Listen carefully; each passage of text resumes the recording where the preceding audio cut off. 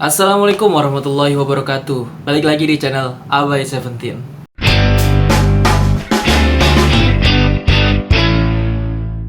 Pada video kali ini agak sedikit berbeda ya, karena pada video kali ini gue akan ngonten sekaligus untuk tugas kuliah. Tugas kuliah Estetika Humanisme gue ngambil di Leadership, Seni dan Gaya Kepemimpinan.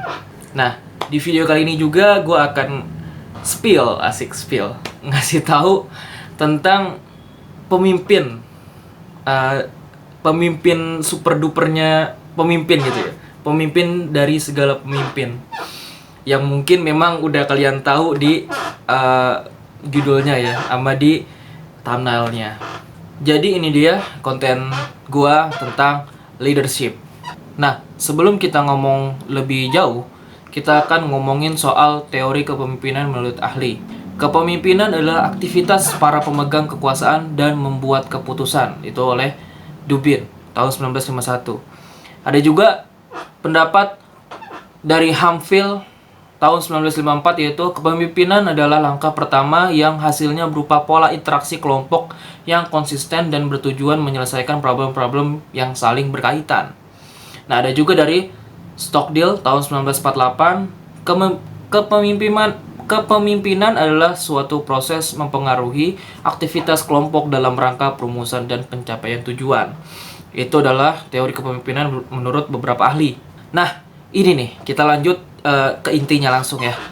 Sambil gua mau ngasih tahu kalian atau sharing tentang kepemimpinan Rasulullah Shallallahu Alaihi Wasallam gitu. Jadi yang kita spill pada kesempatan kali ini adalah Nabi Muhammad Shallallahu Alaihi Wasallam, yaitu pemimpin umat bukan hanya di dunia juga di akhirat. Tapi kali ini kita akan spill atau menjelaskan teori kepemimpinan dari para ahli-ahli itu dan contoh langsungnya yaitu Nabi Muhammad SAW. Saya akan menjelaskan profil singkat dari pemimpin, yaitu nama Muhammad, nama lain Ahmad atau Abu Qasim. Di sini juga ada pendapat yang menyatakan bahwa Nabi Muhammad itu juga dipanggil Yasin, juga dipanggil Toha, dan banyak lainnya ya. Gelarnya yaitu Nabi, Rasul, Pemimpin Umat. Nah, gelar Nabi juga banyak banget ya. Bukan hanya itu aja. Nah, tempat tanggal lahir Mekah 12 Rabiul Awal tahun Gajah. Nah, ini pakai hitungan Hijriah ya. Tepat dan tanggal wafat Madinah 12 Rabiul Awal 11 Hijriah. Di usia 63 tahun. Nabi Muhammad SAW adalah seorang nabi dan rasul yang dipercaya oleh umat muslim sebagai nabi dan rasul terakhir yang diutus oleh Allah Subhanahu wa taala.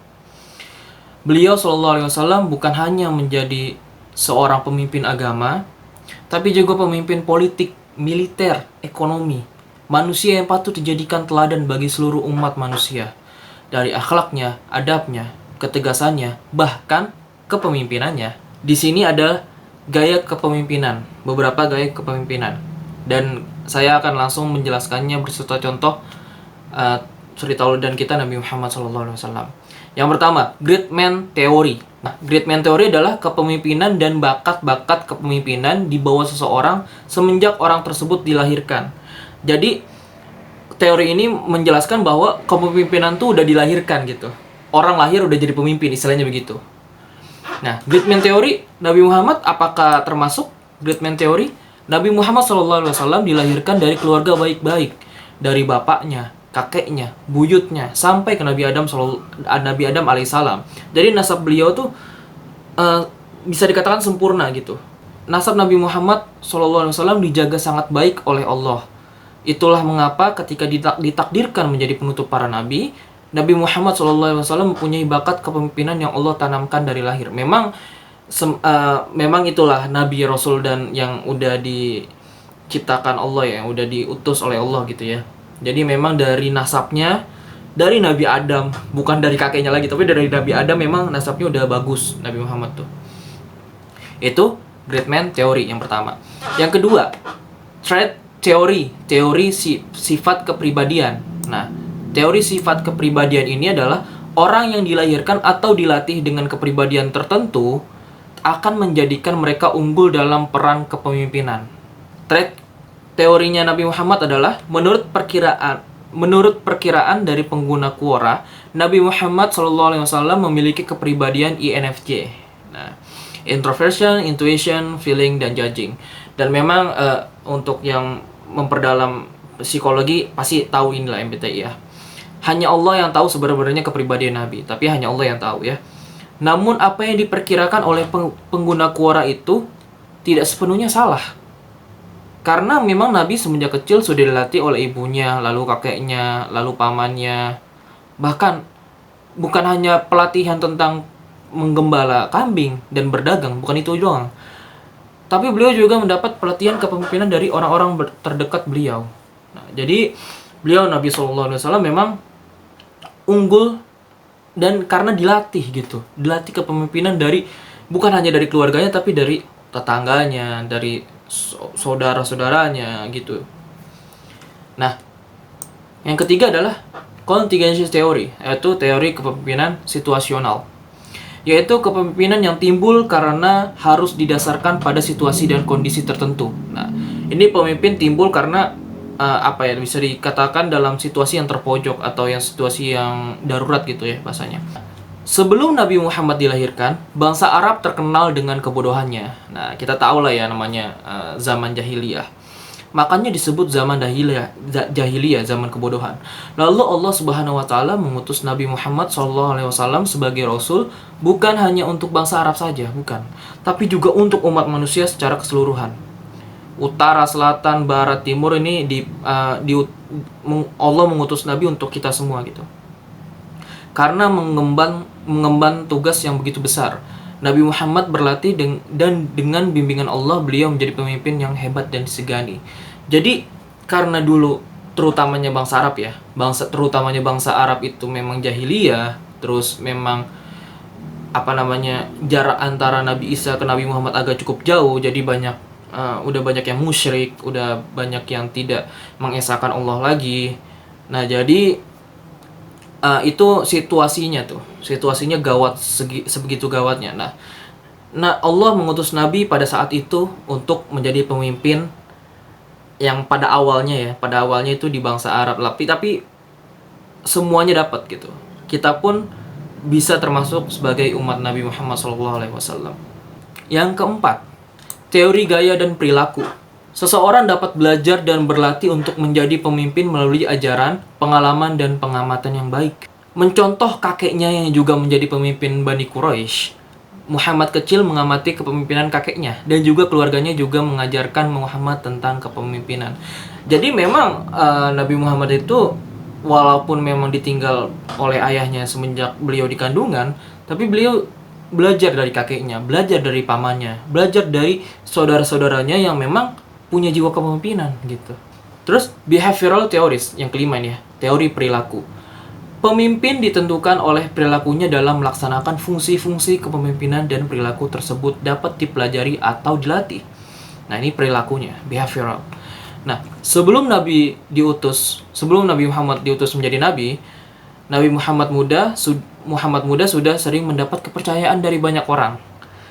Bahkan beliau dijuluki Al-Amin, yang berarti dapat dipercaya. Jujur dan mendapat kepercayaan publik adalah salah satu sifat dan karakter yang harus ada dalam seorang pemimpin. Dan Muhammad sudah mendapatkan kepercayaan tersebut dalam usia yang masih tergolong muda. Jadi walaupun walaupun Muhammad ini belum menjadi nabi ya, belum diutus sebagai rasul dan nabi, Muhammad muda pun udah dapat kepercayaan dari masyarakat gitu. Memang udah terkenal jujurnya gitu. Makanya Muhammad Al-Amin julukannya tuh.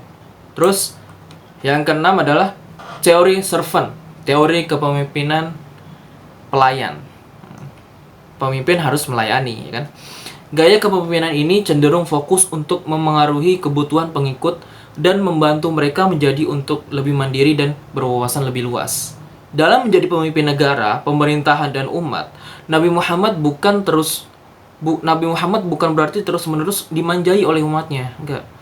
Bahkan beliaulah yang melayani umat, seperti terus-menerus memperhatikan masyarakat yang beliau pimpin, apakah ada yang lapar, apakah ada yang kekurangan. Apakah ada yang membutuhkan bantuan? Semua itu beliau pikirkan dan kaji ketika menjadi pemimpin. Nabi Muhammad juga bukan tipikal pemimpin yang memanjakan masyarakatnya. Tapi Nabi Muhammad SAW menjadi pemimpin yang mampu melahirkan pemimpin-pemimpin baru seperti Abu Bakar, Umar, Utsman, Ali bin Abi Thalib, dan pemimpin-pemimpin lainnya. Jadi pemimpin itu bukan hanya dia sendirian yang mau jadi pemimpin, tapi dia juga harus bisa menjadikan orang lain sebagai pemimpin, melayani masyarakat salah satunya. Yang ketujuh, teori transaksional, teori kepemimpinan yang berdasar pada perjanjian. Nah, gaya kepemimpinan yang berdasar pada perjanjian atau kesepakatan yang dibuat seseorang dengan orang lain, seperti pemimpin dan stafnya yang saling menguntungkan. Nah, teori transaksional di Nabi Muhammad apa nih? Ketika Nabi Muhammad SAW dan para sahabatnya hijrah ke Madinah, beliau membuat perjanjian kepada masyarakat di sana, termasuk juga orang-orang Yahudi. Nabi Muhammad membuat perjanjian antara umat Muslim dan umat Yahudi, salah satunya untuk sama-sama membela Madinah jika Madinah diserang musuh. Nah, gitu. Itu perjanjian tuh, perjanjian politik Nabi Muhammad. Jadi waktu Nabi Muhammad ke Madinah, beliau hijrah, ketemu umat Islam juga di sana, ketemu umat Yahudi juga. Nabi Muhammad bersepakat gitu. Kalau ada orang di luar Madinah menyerang Madinah, kita sama-sama membela Madinah. Ini yang terakhir, yang kedelapan, teori transformasional, teori kepemimpinan perubahan. Gaya pemimpin selalu ingin mengelola lembaga atau organisasi yang dipercayakan kepadanya dengan lebih efektif dan lebih efisien. Kepemimpinan transformasional merupakan sebuah teori yang mengarah pada istilah memanusiakan manusia. Walau lembaga organisasi waktu Nabi SAW memimpin belum sebanyak sekarang, tapi beliau sangat baik dalam mengelola lembaga atau organisasi yang diemban beliau, seperti organisasi sebuah negara atau pasukan jihad yang bisa disamakan dengan pasukan militer di zaman sekarang. Jadi Nabi Muhammad tuh bukan hanya bukan cuma memimpin yang biasa gitu, tapi memang beliau tuh hebat memimpin negara, memimpin pasukan jihad juga, pasukan militer kalau zaman sekarang gitu ya. Nah, ini dia kualitas yang harus dimiliki oleh seorang pemimpin. Yang pertama, kesadaran diri. Kepemimpinan hebat dimulai dengan kesadaran diri, sadar diri itu. Yang kedua adalah warga dunia, ya kan? Punya kepedulian terhadap dunia, bukan negaranya doang. Terus memberdayakan orang lain. Pemimpin yang baik tidak bekerja sendiri, namun memberdayakan orang lain dan bekerja sama. Yang keempat, berorientasi solusi. Seorang pemimpin yang baik menyelesaikan masalah untuk mencari solusi itu. Nah, itu 4 kualitas yang harus dimiliki seorang pemimpin. Nabi Muhammad ada semua nggak? Ada. Lanjut. Nah, ini adalah tipe-tipe gaya kepemimpinan. Yang pertama, otoriter. Nah, tipe pemimpin ini umumnya terpusat pada bos yang menjadi pemegang kekuasaan tertinggi. Nah, gitu. Otoriter kita tahu lah ya, kurang lebih banyak gitu. Kita yang udah tahu tentang otoriter. Tapi bukan berarti otoriter itu semuanya jelek ya, enggak. Otoriter itu baik di waktu yang terbaik, di tempat yang baik. Jadi ada kondisi-kondisi tertentu yang pemimpin harus menjadi otoriter. Nah, Nabi Muhammad juga ngerti itu. Sebagai Nabi dan Rasul, Muhammad SAW terkadang memakai tipe gaya kepemimpinan otoriter. Terlebih jika ada kabar langsung yang diturunkan oleh Allah Subhanahu wa Ta'ala kepada diri beliau. Wahyu ya. Biasanya di beberapa situasi Nabi akan menjadi pemimpin otoriter, namun hanya sebatas pada situasi yang genting atau situasi yang hanya Allah dan Nabi yang mengetahuinya. Karena beliau Nabi memang punya dapat wahyu langsung dari Allah. Jadi di situasi yang genting itu Nabi juga harus memakai sifat atau tipe gaya kepemimpinan otoriter gitu. Yang kedua, demokratis. Jenis tipe kepemimpinan yang disukai banyak karyawan karena memberikan kebebasan untuk berpendapat, mengembangkan bakat, dan peluang untuk menjadi lebih baik. Nah, kalau Nabi Muhammad ya pasti demokratis juga. Nih, Nabi cukup sering menjadi pemimpin yang demokratis. Terlihat di beberapa medan jihad, beliau berdiskusi kepada para sahabat tentang strategi perang. Sebut saja ketika di perang Khandaq. Nabi Muhammad SAW meminta saran kepada para sahabatnya untuk mencegah musuh menaklukkan Madinah. Sahabat Nabi yang bernama Salman Al-Farisi yang mengusulkan untuk membuat parit di sekitar Madinah. Jadi cerita singkatnya, waktu ada kafir Quraisy ini ingin menyerang Madinah gitu dengan banyak, Nabi Muhammad berdiskusi dengan para sahabatnya bagaimana nih untuk mencegah orang-orang kafir Quraisy, musyrik Quraisy ini menyerang Madinah gitu. Nah, itu kan dari pertanyaan itu juga termasuk kepemimpinan yang demokratis, yang mau mendengar umatnya. Waktu itu Salman Al-Farisi yang berasal dari Persia, sahabat beliau itu mengatakan bahwa dulu di Persia itu ada namanya strategi perang itu parit. Nah, dari situ Nabi Muhammad mengambil pendapatnya Salman Al-Farisi. Yaudah kita buat parit di sekitar Madinah. Dan akhirnya Nabi Muhammad dan para sahabatnya, umat muslim pada saat itu menang. Terus yang ketiga adalah delegatif. Pemimpin yang memberikan wewenang bagi anggotanya untuk mengambil keputusan dan hanya bisa dijalankan oleh orang-orang tertentu. Nah, gaya kepemimpinan ini sangat terlihat pada saat Nabi mengutus pasukan jihad. Nabi menunjuk salah seorang sahabatnya untuk dijadikan panglima perang di medan pertempuran, dan Nabi memilihnya bukan sembarangan, bukan. Tapi memang Nabi sudah tahu bahwa sahabat yang ditunjuk akan memimpin pasukan dengan baik, dan Nabi juga berpesan supaya pemimpin yang beliau tunjuk ditaati oleh seluruh pasukan jihad. Jadi memang nggak sembarang ya Nabi ya, bukan mentang-mentang teman dekatnya keluarganya lalu ditunjuk jadi panglima perang, enggak. Nabi Muhammad tuh ngelihat betul siapa yang bagus, siapa yang berpotensi memenangkan perang jika dia menjadi panglimanya. Itu kepemimpinan delegasi itu. Yang keempat adalah transformasional, berfokus pada perubahan yang terjadi pada organisasi dan unsur-unsur penting yang ada di dalamnya. Para pemimpin ini cenderung energik, cerdas, dan penuh semangat, sehingga mampu memotivasi kelompok dan perubahan yang lebih baik. Nah, transformasional, Nabi Muhammad SAW adalah pemimpin yang energik, cerdas, dan penuh semangat. Dengan kedatangan Nabi saja, para sahabat bisa termotivasi. Baru Nabi datang, sahabat sudah termotivasi. Apalagi jika para sahabat diberikan motivasi secara langsung oleh Nabi, secara verbal, pastinya semakin termotivasi, ya kan? Nabi Muhammad ketika menjadi pemimpin pastinya punya konflik juga ya, wajar itu. Nah, ini bagaimana Nabi Muhammad memanajemen konflik. Salah satu contoh penyelesaian konflik waktu Nabi Muhammad menjadi pemimpin adalah ketika mendapat kabar bahwa musuh ingin menyerang. Nabi terlebih dahulu melihat si pembawa kabar, apakah dia terpercaya atau tidak, munafik atau jujur. Jadi orang yang membawa kabar itu orang terpercaya dan jujur.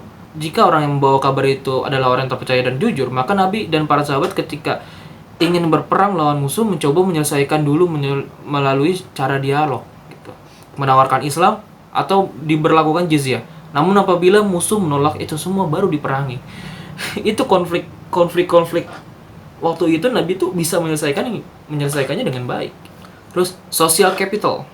Nabi Muhammad SAW mempunyai banyak kelebihan yang Allah SWT kasih. Ada berbagai mujizat yang Allah berikan, salah satunya Al-Quran. Allah juga menjaga nasab beliau. Dan salah satu ciptaan Allah yang awal-awal adalah nur atau cahaya Nabi Muhammad SAW. Nama Muhammad dan Ahmad juga diberitakan dari nabi-nabi dan kitab-kitab terdahulu. Ini adalah kelebihan yang tidak bisa didapatkan oleh pemimpin-pemimpin lain. Gak ada pemimpin yang bisa mendapatkan kemuliaan ini. Bagaimana sih cara menjadi pemimpin gitu? Minimal meniru Nabi Muhammad SAW. Nah, ada beberapa caranya. Yang pertama, tingkatkan self-awareness, ya, kesadaran diri. Yang kedua, renungkan sesuatu yang berarti gitu. Kita tuh hidup buat apa, memimpin tuh buat apa gitu ya. Buat tujuan hidupmu. Nah, keempat, tingkatkan skill mendengar. Pemimpin tuh kadang-kadang susah banget buat mendengar, tapi ini skill yang penting buat menjadi pemimpin. Lalu, tumbuhkan kesopanan. Ini juga jarang nih pemimpin-pemimpin nih. Berdamai dengan kekurangan diri. Setiap orang, setiap manusia, apalagi modelan kita ya, pasti punya kekurangan. Jadi, kalau kita menjadi pemimpin ya, kita harus sadar atau berdamai dengan kekurangan diri gitu loh. Setiap individu memiliki kesempatan untuk menjadi pemimpin tanpa kecuali. Meski individu dilahirkan beragam, keberagaman ini dapat menjadi ciri khas yang unik dari setiap individu. Itu aja video kali ini. Terima kasih sudah mendengarkan sampai saat ini. Jangan lupa subscribe, like, share, and comment. Wassalamualaikum warahmatullahi wabarakatuh.